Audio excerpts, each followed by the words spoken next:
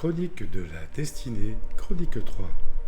Comme promis, nous allons aborder le chapitre qui nous concerne tous directement, sans exception. Que se passe-t-il après notre dernier souffle? Des tas de choses sont dites, écrites, depuis toujours sur ce sujet. Tous les courants religieux, à qui m'est mieux, tentent de répondre à cette question fondamentale, car de ce côté-là, nous sommes tous égaux.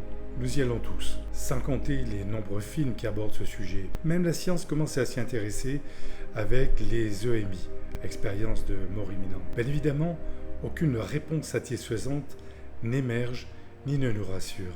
Quand on étudie les résultats, on y trouve un mélange de croyances, de superstitions et des tas d'autres choses plus ou moins farfelues qui nous laissent un goût amer dans nos neurones, un goût d'insatisfaction.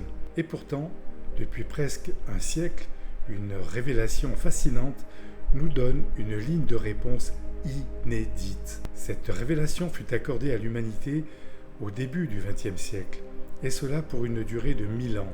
Ces données sont à des années-lumière des récits ubuesques signés Nostradamus et de tant d'autres fumeurs de moquettes qui jalonnent l'histoire et le web. Mais il en faut pour tous les goûts, vous me direz. Cette révélation serait la 5e. Il y en avait 4 avant celle-ci. Ces révélations sont faites pour aider les civilisations à évoluer sur le plan sociétal, en agriculture, en éducation, en hygiène de vie, entre autres. Ces infos auraient été formulées de manière discrète, presque inaperçue à nos ancêtres. Il y a quelques centaines de milliers d'années pour la première, puis 35 000 ans pour la seconde, 4 000 ans environ pour la troisième et 2 000 ans pour l'avant-dernière. Cela pour améliorer judicieusement notre façon de vivre tout en respectant notre libre arbitre. Ce dernier point étant une directive absolue. Rien ne doit perturber la progression naturelle d'une civilisation. Cette directive est valable dans tout l'univers.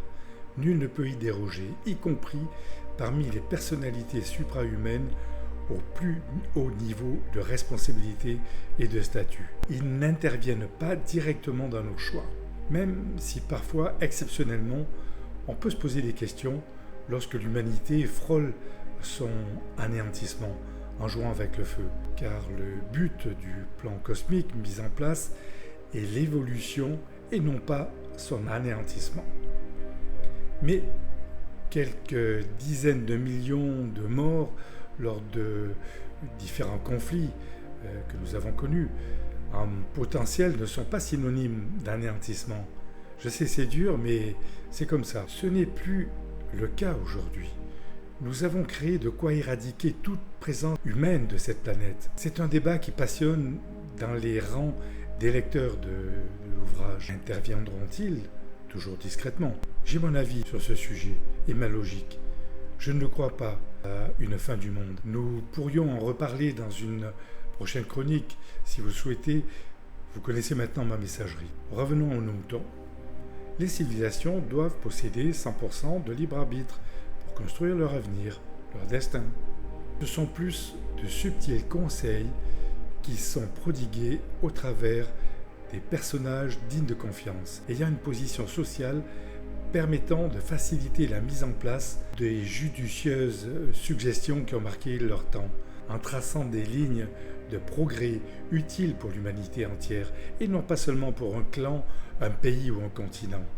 La 5e révélation, celle qui nous concerne, traite l'histoire de l'espèce humaine dans son passé, son présent, mais aussi son futur. Elle est holistique, elle ne se présente plus sous forme de personnage, mais, et c'est une première, sous forme d'un ouvrage. On nous précise d'emblée que l'on y croit ou pas n'a aucune importance pour les révélateurs. En gros, ils nous disent « faites-en ce que vous voulez ». Ils n'ont pas toujours les mots exacts pour traduire cet inconnu qui nous attend en langage humain. Ils sont obligés d'inventer des mots, des expressions, pour que nous puissions comprendre cet avenir où nous sommes censés aller. Entrons dans le vif du sujet. Cette révélation est donc issue d'un ouvrage. Cet ouvrage n'a pas d'auteur. Oui, vous avez bien entendu, il n'existe pas d'auteur à cette cinquième révélation, contrairement à un ouvrage classique. Même la Bible a des dizaines d'auteurs, idem pour le Coran et tant d'autres. On ne peut pas dire qu'il existe un intérêt quelconque, financier ou religieux derrière, ou les interprétations, parfois douteuses, dénaturées au fil du temps, au gré des pontes qui gouvernaient, de telle ou telle religion, puissance économique ou politique, ou tout simplement d'illuminés en manque d'opium. Cet ouvrage de 2000 pages, oui, vous avez bien entendu, 2000 pages, a été développé au début des années 1900. À l'origine, il existait 4 tomes qui ont été réunis plus tard en un seul livre. Il a fallu plus de 30 ans pour réunir toutes ces informations. Imaginez, réunir des milliers de données complexes pour mettre en place une lecture compréhensible pour la majorité. Un peu comme réunir des milliers de pièces d'un immense puzzle pour en connaître l'image finale. Chacune des pièces arrivait par un canal spécifique, ou plus exactement de révélateurs supra-humains possédant l'expertise de leur sujet. Ce n'est que dans les années 50-55 exactement qu'il fut édité en anglais et un peu plus tard en français.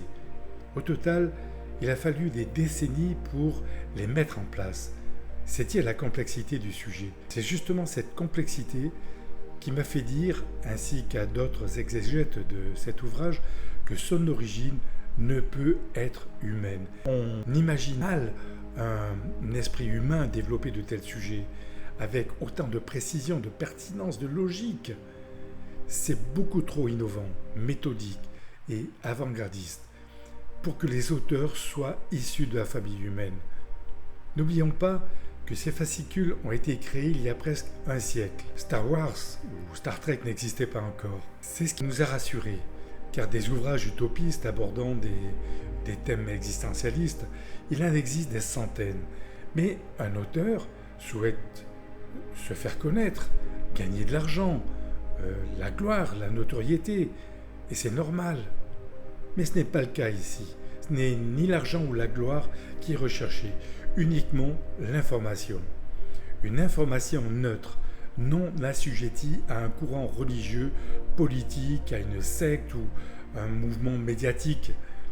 Il a été traduit depuis en de nombreuses langues. Un site officiel lui est dédié. Certaines musiques se sont inspirées de lui. Des noms très célèbres de différents milieux scientifiques, d'astrophysique, les milieux artistiques ou de la chanson. Nous sommes encore peu nombreux à l'avoir lu, de par le monde.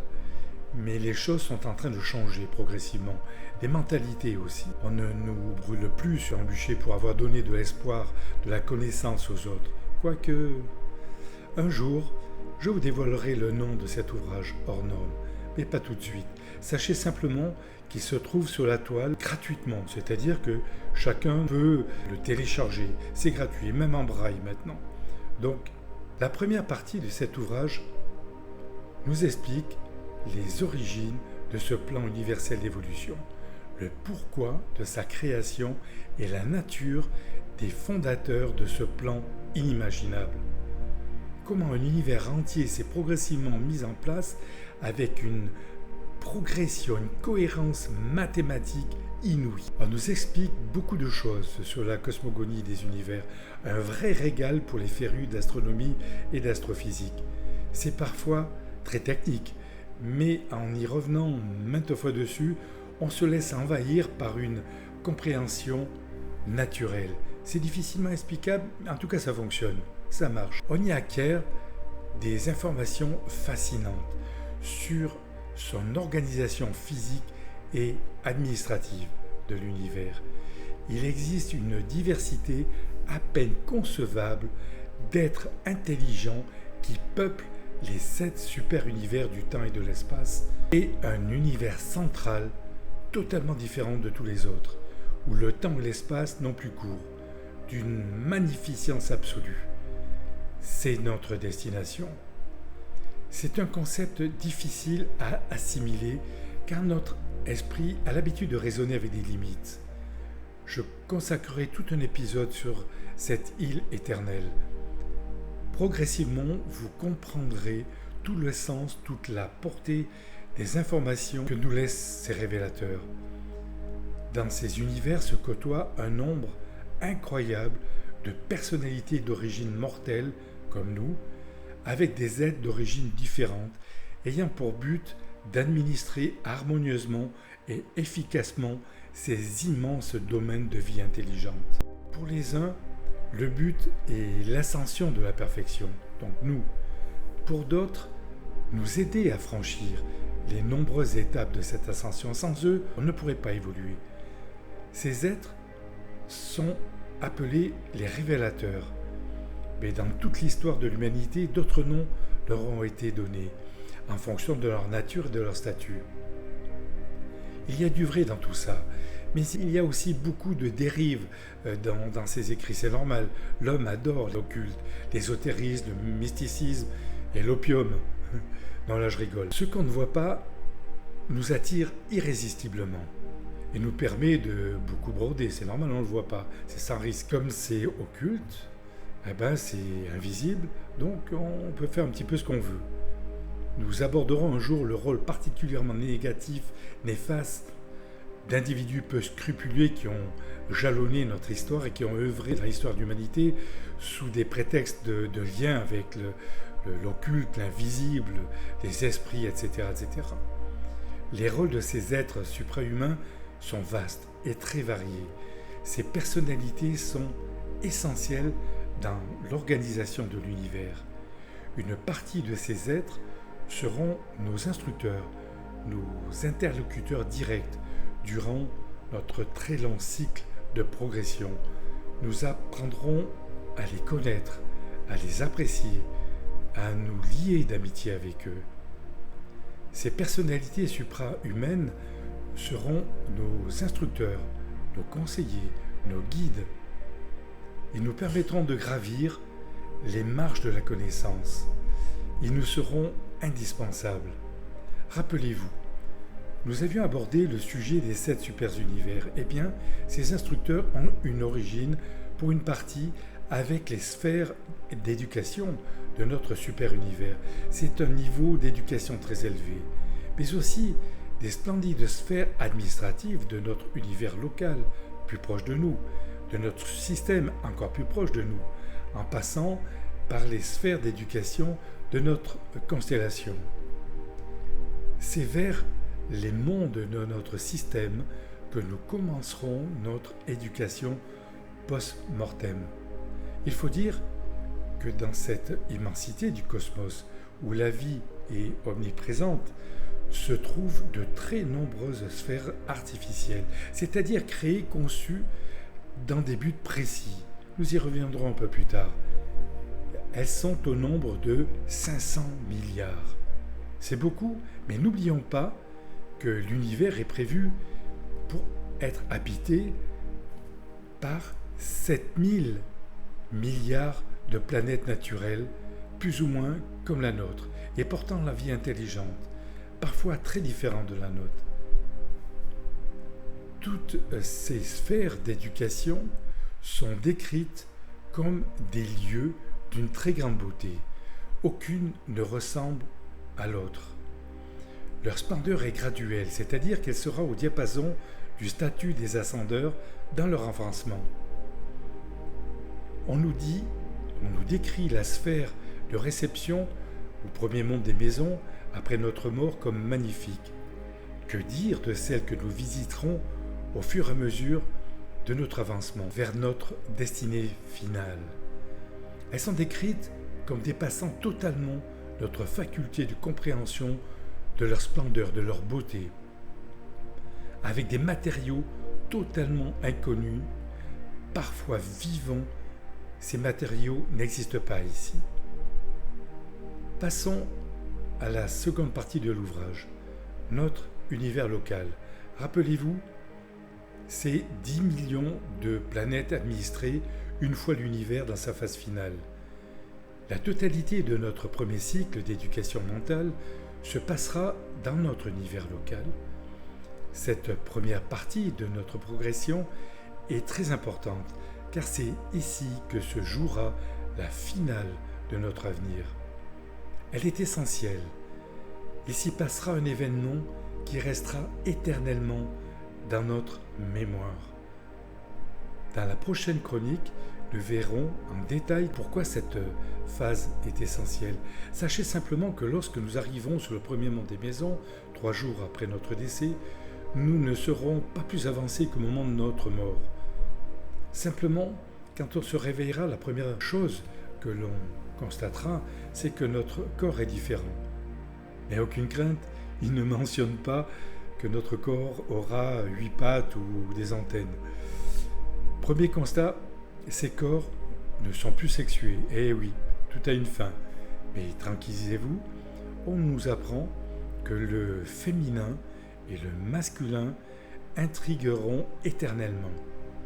Ceux qui ne sont pas passés par notre étape mortelle que nous vivons actuellement nous donnent cette information qui a son importance, vous le verrez. Même si ce n'est pas plus physique, nous reconnaîtrons les particularités du féminin et du masculin. Dans une très prochaine chronique, je développerai du mieux possible cette période importante post-mortem qui est vraiment, encore une fois j'insiste, mais capitale. C'est donc dans l'univers local que nous ferons nos classes. Il va se passer des tas de choses, car rappelez-vous, lorsque nous arriverons, nous serons plus proches du Cro-Magnon que d'un être spirituel. Donc, pas mal de boulot en perspective pour nous rendre présentables. La troisième partie est principalement dédiée à nous, à notre jolie petite planète bleue, dont l'histoire sort des sentiers battus, parmi les futurs 10 millions d'autres planètes administrées de notre univers local. On nous informe que nous vivons sur une planète profondément désaxée au niveau civilisationnel. Elle est très désordonnée, violente et en total décalage avec le schéma évolutif d'une planète normale, c'est-à-dire la très grande majorité. Je vous en donnerai les raisons et vous comprendrez le pourquoi de notre situation si particulière. La Terre est unique parmi les millions d'autres qui peuplent notre univers local. Il y a plusieurs raisons à cela. Mais cette anomalie de développement, cette dureté civilisationnelle chez nous, pourra devenir un atout incroyable dans les âges à venir. Et quel atout! Et ça a déjà commencé. Car notre planète possède un statut très particulier qui fait d'elle un cas d'école dans tout l'univers. De nombreuses instances administratives nous observent avec une attention particulière. Notre évolution les intrigue. Le chemin pris par la Terre est vraiment très, très particulier, hors du commun. La quatrième et dernière partie est consacrée à un événement unique qui s'est déroulé il y a environ 2 millénaires sur Terre. Un événement qui a marqué notre histoire, mais aussi l'histoire de tout l'univers local, soit donc près de 10 millions de planètes. Un événement sans précédent à l'échelle cosmique. Lorsque nous aborderons cette dernière partie, ce sera comme un cours d'histoire. Mais la différence d'un cours d'histoire classique, les faits qui vous seront dévoilés ont été vécus par leur narrateur et vous permettront de combler des pages vierges ou mal interprétées qui ont marqué, qui ont jalonné notre civilisation, qui continuent de les marquer. Et croyez-moi, comme dirait Audiard, c'est du lourd. Petit retour en arrière. J'ai découvert cet ouvrage en 1979 et étudié vraiment en 1994. Plus tard, ne voulant pas garder cette révélation pour moi, j'ai décidé de donner des conférences un peu de partout. Et aujourd'hui, je mets en place cette ligne de podcast. Cet ouvrage est complexe, même très complexe. C'est pour cette raison qu'il existe des cercles d'études, des groupes de réflexion sur cette révélation afin d'échanger, de communiquer, de comparer notre compréhension de tel ou tel mot, telle ou telle signification d'une phrase pouvant présenter des sens différents. Ces personnalités de contact nous disent qu'il était très difficile pour eux de traduire des millions de mots de leur vocabulaire suprahumain en environ 20 000 mots compris par un individu normal. Ces révélateurs sont issus de mondes différents, voire très différents du nôtre, à des degrés divers, de par leur nature, leur formation, leur statut et leur habilitation. Habilitation car ils sont clairs sur ce sujet. Ils ne sont que partiellement autorisés à nous dévoiler certains mystères. Et ce n'est qu'une infime partie de ces mystères que nous analysons depuis près de 75 ans, et croyez-moi, on n'est pas prêt d'en faire le tour. Chacun des mots transmis, chacune des phrases ont été analysées, puis validées par différentes commissions avant qu'ils soient autorisés à nous les transmettre. Avec l'expérience, nous comprenons que parfois, il est préférable de lire entre les lignes pour nous faire notre propre opinion sur telle ou telle signification d'un sujet complexe. En d'autres termes, on est encore trop jeune et pas assez mature. Notre civilisation n'est pas suffisamment évoluée pour intégrer certaines données. Ça, je veux bien comprendre. Il n'y a qu'à regarder le bazar autour de nous. Revenons à nos moutons. Une fois notre cycle de vie accompli ici, terminé, une autre aventure nous attend. Ça, vous l'avez compris. À la différence de maintenant, fini, des corps faits de chair et de sang. Ça, c'était avant. Vous avez vu Avatar ? Eh bien, ce n'est pas ça. Mais on s'en approche. Nous nous réveillerons différents. Je ne sais pas si nous serons bleus, mais nous n'aurons plus besoin de manger ou de boire. En tout cas, pas de la même façon. Cela ne veut pas dire que nous n'avons plus besoin de carburant.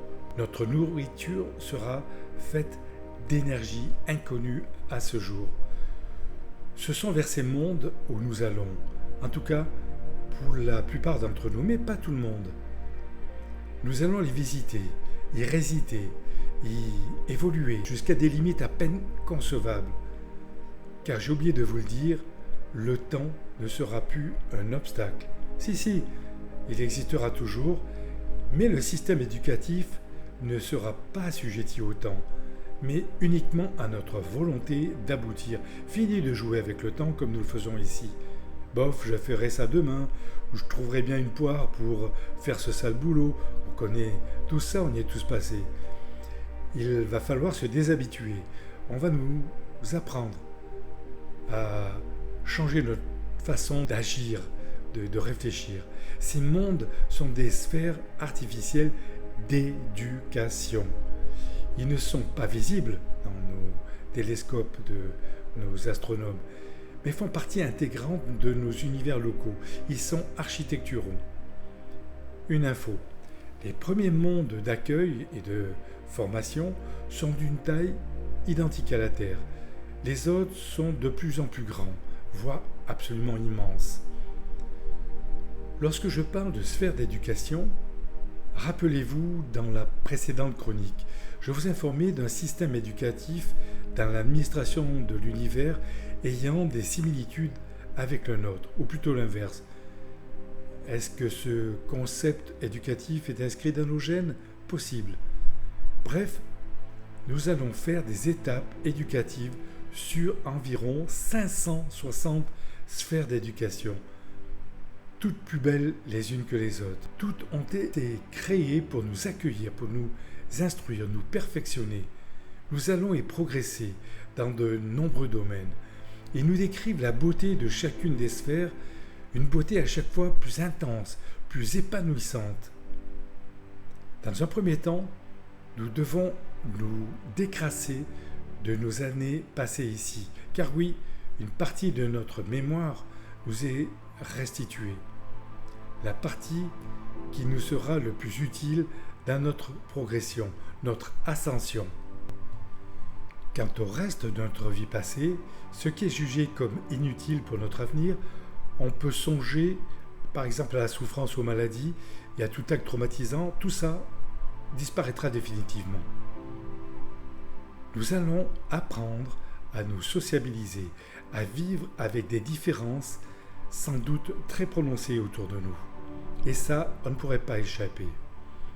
Car, ne l'oublions pas, ce sont des milliards de personnalités qui arrivent de tout notre système, soit en gros 1000 mondes plus ou moins donc achevés actuellement, toutes décédées d'une planète ressemblant à la nôtre ou totalement différente de la nôtre. Il va falloir s'adapter, apprendre à vivre ensemble. Mais je leur fais confiance. Ils ont des millions d'années d'expérience, faisons-leur confiance. Nous aborderons de manière plus détaillée notre séjour sur les 7 mondes des maisons dans la prochaine chronique. Chers auditeurs, merci de suivre ces chroniques de la destinée. Je vous donne rendez-vous prochainement pour la 4e chronique. Vous aurez ces informations directement dans les notes de YouTube. À tous, profitez de vos vacances. Et entre deux mojitos, rien ne vous empêche de parler de ces chroniques. Redonnez le sourire autour de vous. Que la connaissance soit avec vous. Votre dévoué.